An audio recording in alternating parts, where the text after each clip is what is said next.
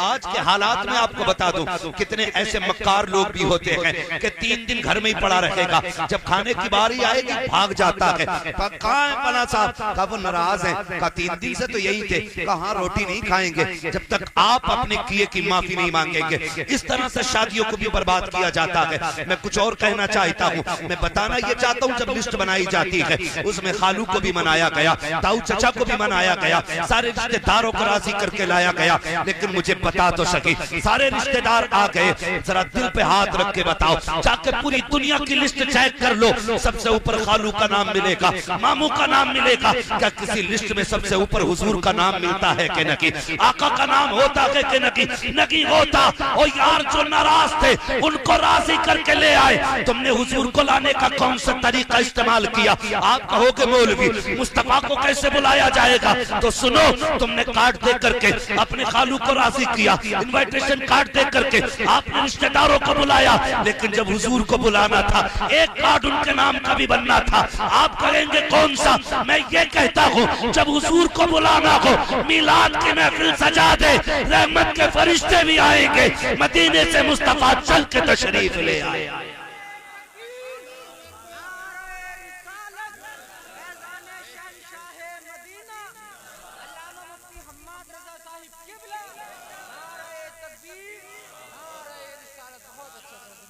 हाँ भाई महफिल रखो, जरूरी नहीं है हम्माद आए, मुफ्ती मुदस्सिर साहब आए, लयक भाई आए, ये शोहरा, ये उलमा आए, एक भी मस्जिद के इमाम को बैठा के उनकी नात खानी शुरू करा। बात लहजे की नहीं है, बात अंदाज की नहीं है, बात हुजूर की नात की है। जहाँ नात होती है मुस्तफा अगर चाहे तो तशरीफ ले आते हैं, और अगर आना ना भी चाहे तो मजार में लेटे लेटे तवज्जो फरमा देते हैं। और हुजूर की अगर नजर हो गई ना, तेरी एक निगाह की बात है, मेरी जिंदगी का सवाल है। अगर उनकी एक निगाह हो गई ना, फिर बेड़े पार हो जाते, फिर बेड़े पार होते। इसलिए मैं कहता हूँ खुदा तौफीक दे, दूल्हा बनो ना तो दूल्हा तुम बनो। महफिल सजी हो, सेहरा आमीना के लाल का पढ़ा जा रहा है। वाह वाह वाह, माशाअल्लाह माशाअल्लाह। सरवरे किश्वरे रिसालत जो अर्श पर जलवा हुए थे, डाले तरफ के सामा अरब के मेहमान के लिए थे, फिर देख सेहरे में 4 चांद लगते हैं कि नहीं? वाह वाह वाह माशाअल्लाह। तुम कितनी महंगी रंडी लाके ना चालो, ठीक है 4 बंदे तज़किरा करेंगे, लेकिन जिसकी शादी में हुजूर की बातें होती है ना, उसका तज़किरा अर्शों पे रखता है। वाह वाह वाह, क्या बात है मुफ्ती साहब। और मैं नौजवानों हाथ जोड़ के कह रहा हूँ, ये सेहरा तेरी कोशिश नहीं है, तेरी मेहनत नहीं है, ये सेहरे उनके बनते हैं जिनकी रब तकदीर बुलंद करता है। ये आप में भी बहुत सारे साहिब औलाद होंगे, ठीक है ना? हम लोग भी साहिब औलाद हैं, अल्लाह बेटा देता है, कितनी खुशी होती है। और फिर माँ पैदा होते ही कहने लगती है मेरा चांद आ गया। चांद वो इससे नीचे लफ्ज नहीं बोलती है, काला भी है ना फिर भी चांद, ठीक है ना? कैसा ही है, माँ के लिए चांद होता है, और हर माँ के लिए उसका लाल चांद होता है, और हर लाल के लिए जो उसकी माँ हो सकती है ना, वो दुनिया में कोई नहीं हो सकता। ये भी क्लियर है, जो माँ हो जाएगी वो कोई नहीं हो सकता।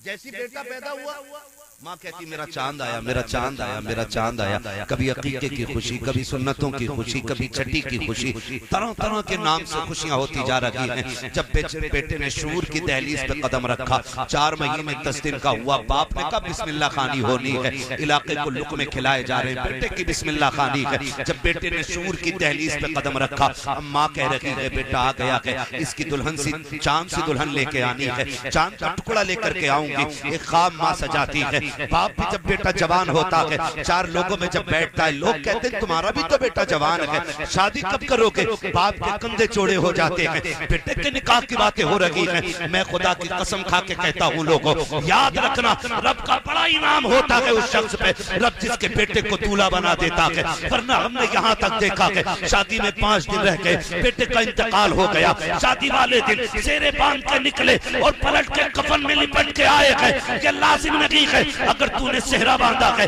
खैरियत से आ जाएगा, अगर खैरियत से आया है तो ये सिर्फ तेरी खुशी नहीं है, माँ की खुशियों की तकमील हो रही है, बाप का ख्वाब पूरा हो रहा है, यारों की खुशियों में चार चांद लग रहे हैं, दोस्तों अहबाब मचल रहे हैं। ओ लोगों, खुदा ये वक्त दे गाने न बजाना, अगर बजाना तो मुस्तफा की नातों के तराने बजाना। नारे तकबीर, नारे रिसालत, फैजाने शहंशाह मदीना, ख्वाजा का हिंदुस्तान। नारे तकबीर, नारे सारे काम सिर्फ निकाह पे खत्म नहीं हो जाते, उसके बाद नेक औलाद इंसान के लिए सबसे बड़ी नेमत है। नेक औलाद, फर्माबरदार औलाद। पैसे में सुख सुकून नहीं है, सुने सारे लोग, अगर लगता हो ना पैसे वाला मौज में होगा, पता 8 दिन में पूरी पूरी डिब्बी खा जा रही है, होली होली फिर जाके सोता है। सुख चैन दौलत में नहीं, मजा तो तब है औलाद इतनी फर्मा बरदार हो कि बाप देखे और उसकी आंखें देखते ही ठंडी हो जाए। ये सबसे बड़ी, ये सबसे बड़ी। अगर औलाद फर्मा बरदार नहीं तो मैं कहता हूं ऐसी औलाद पे लानत है जो माँ बाप की फर्मा बरदार ना। क्या करोगे जिंदगी का, कोई मतलब नहीं। अगर सुकून दौलत में होता ना तो फिर अमीर 16 घंटे सोता, गरीब 3 घंटे। लेकिन उल्टा है, अगर गरीब को जरूरतें ना उठाएं तो ये 12 घंटे नहीं उठेगा। क्यों? वो कभी गोली नहीं खाता। वो कहा था किसी ने, फुटपाथ पे सो जाते हैं अखबार बिछाकर, मजदूर कभी नींद की गोली नहीं खाता। अमीर होना बुरा नहीं, लेकिन दौलत हजरत उस्मान गनी वाली होनी चाहिए, फिरौन वाली नहीं, शद्दाद वाली नहीं, हामान वाली नहीं। दौलत उस्मान गनी वाली होनी चाहिए जो रब रसूल के रास्ते में लगती रहे। और हम तो कहते हैं, नौजवान बैठे, मैं सबसे कहूंगा मेहनत करें और अमीर बने, ताकि आप माँ बाप का बोझ न बने, बल्कि अपने घर वालों का बोझ उठाने के लायक बन जाए। हर नौजवान कोशिश करे। अब तो आग लग गई है, जिधर को निकल जाओ हर कोने पे लिए बैठा, हर कोने पे इतनी ठंडी कौम हो गई हमारी, 3 बजे तक जाग रही है, कोई काम भी नहीं है। हलवे कह रहे दुआ कर दो कोई रोजगार मिल जाए। अगर दुआओं से रोजगार मिलते, ऐसी दुआ करता कि अल्लाह मेरे परिवार को ना मुख्यमंत्री बना। मेहनत भी तो कोई चीज होती है ना यार। तुम पूरी जिंदगी पबजी खेलो और फिर का मौलवी की दुआ से अच्छा रोजगार मिल जाए। जिन्हें रत जगह नहीं आते ना, उनके ख्वाब कभी पूरे नहीं होते। ख्वाब वही पूरे होते हैं जो जागते हुए देखे जाते, सोते हुए देखे जाने वाले ख्वाब कभी पूरे, कभी सोते हुए ख्वाब देखे जाने वाले पूरे नहीं होते, नहीं होते। ख्वाब वही पूरे होते हैं जो जागते हुए देखे जाते। अभी भी निकल के आ रहे ना, हर कोने पे एक बैठा, ईद निकली है ना, हर कोने पे मोबाइल लिए, हर कोने पे। हाथ जोड़ के कहता हूँ निकलो इससे और इतने आगे बढ़ो, इतने आगे बढ़ो कि लोग देख के कहें कि हुजूर की उम्मत में भीख मांगने वाले कम नजर आते हैं और लोगों को भीख देने वाले ज्यादा नजर आया करते हैं। ये कैसी उम्मत बने, मजबूत उम्मत बने। इब्तिदाई दौर इस्लाम का आप देखें, एक खजूर खा करके रोजा रख लेते हैं और उसकी गुठली मुंह में डाल करके इफ्तार करते हैं। ये दौर इस्लाम पे गुजरा है। लेकिन फिर हजरत फारूक आजम का दौर आया, फिर इस्लाम ने करवट बदली है, तो फिर पूरे मदीने में कोई ज़कात लेने वाला नहीं मिलता था। ये दौर भी इस्लाम ने देखा, लेकिन वो जवान ठलुए नहीं थे, निकम्मे नहीं थे। इस्लाम के लिए जंगे भी लड़ना और बच्चों के लिए हलाल कमाई के लिए कोशिश भी करते रहे, कोशिश भी करते रहे। आज तो क्या कहते हैं, शॉर्टकट कह रहे ऐसा रास्ता मिला है 10 पे 70 दे रहे, रातों रात अमीर होने के था। अब तो वो क्रिकेट चल रहा है,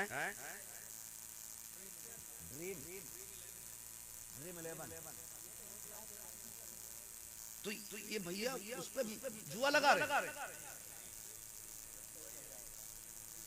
उसको सट्टा ही है, वो भी सट्टा है, लग गया आधा हो तो लग गया, वरना मुंह देख रहे, रोज लगा रहा है। कितने पैसे लगते? बहुत आगे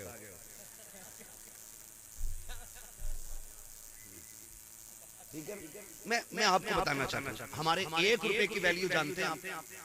1 रुपए की वैल्यू फरमाया गया, अगर मोमिन की हलाल कमाई का 1 रुपया कब्र में गिर जाए, तख्ते लगा दिए गए, हुक्म यह है कि तख्ता हटाया जाए, पहले रुपया निकाला जाए, फिर दफन।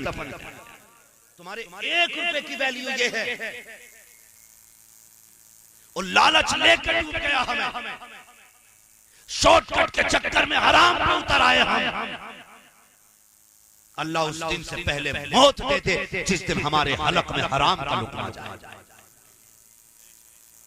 हलाल, इमाम गजाली से किसी ने कहा था हुजूर दुआएं कब कबूल होती? अब तो रस्म चल गई है, दुआ करिए। उन्होंने भी कह दी ठीक है जा, अल्लाह तेरा भला करे, और पता चले जो कह रहे हैं भला करे उसका सबसे ज्यादा बिगड़ा हुआ मसला है। इमाम गजाली से कहा हुजूर दुआएं कब कबूल होती है? फरमाया 2 काम करना, दुआएं कबूल होंगी। कहा क्या? कभी हराम ना खाना और कभी झूठ ना बोलना। हाथ तेरे उठेंगे, मकबूलियत की जमानत खुदा अता फरमा देगा। ये 2 काम करने थे, लेकिन हम शॉर्टकट के चक्कर में निकल गए। इससे भी शॉर्टकट ये है, लल्ला जवान हो गया 10 लाख तलौंडिया वाला दे गई, अपनी मर्जी से बेटी वाला कायनात उठा के दे दे, उसकी मर्जी है।